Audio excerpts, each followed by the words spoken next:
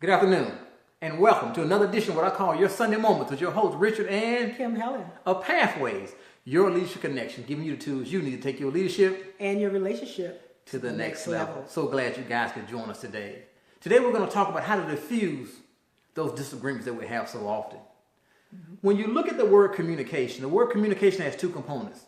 The first component of communication is the sharing of information. But the second component is being able to connect with the information that you've shared. So today we're going to share some information that we hope connects with you so that you can take your leadership and your relationship to the next level.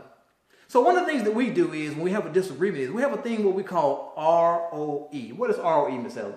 Rules of engagement. ROE stands for rules of engagement. That's actually a military term. Let me show you how that works. So in combat, let's say for instance I went into a building and there were some insurgents in that building.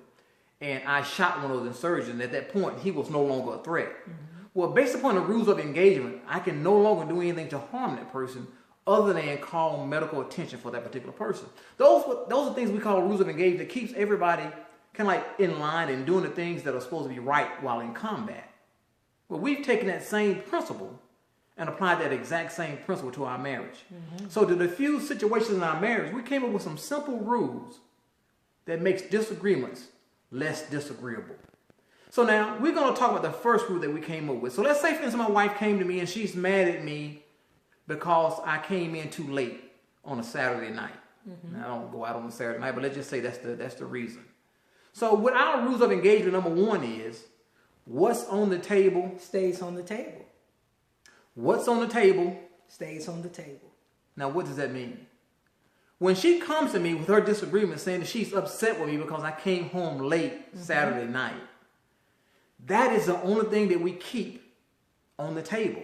So that's what it means that what's on the table stays on the table. So if that's what's on the table, I have agreed and she has agreed that is the only thing we're going to talk about. We're going to discuss.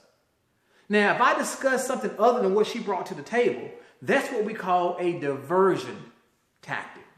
That simply means I am refusing to accept responsibility or to be accountable to her for my actions. So therefore, no matter what I'm feeling, if she brings something to the table, I cannot say, well, last week you did this, Right. or yesterday you did that. We're only going to talk about the issue that she brought on the table. Now that's huge.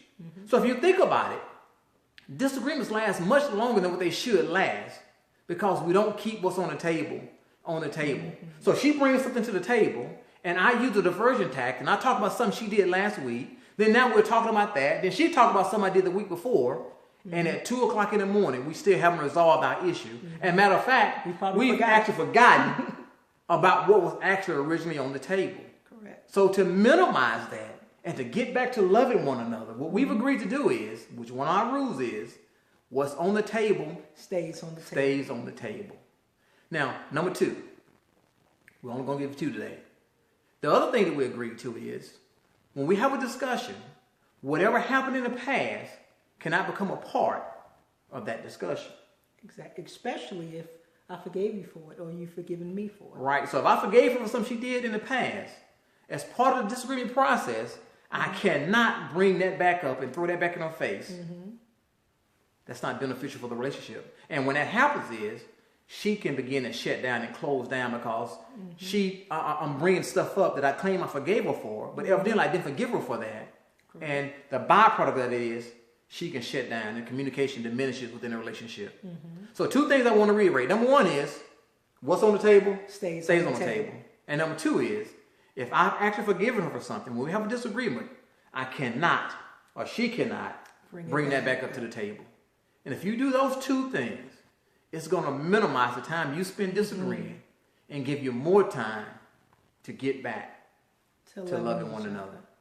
That's our time today. Ms. Helen, you got any closing thoughts? I just want to thank you so much for being my husband, Mr. Helen. Well, it's mutual. It's what we call a mutual admiration society. So thank you guys for joining us today. My name is Richard Helen of Pathways. This is my lovely and beautiful wife, Kim.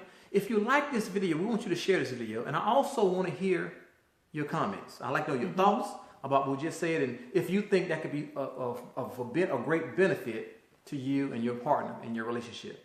So till the next time that we meet, I am Richard. This is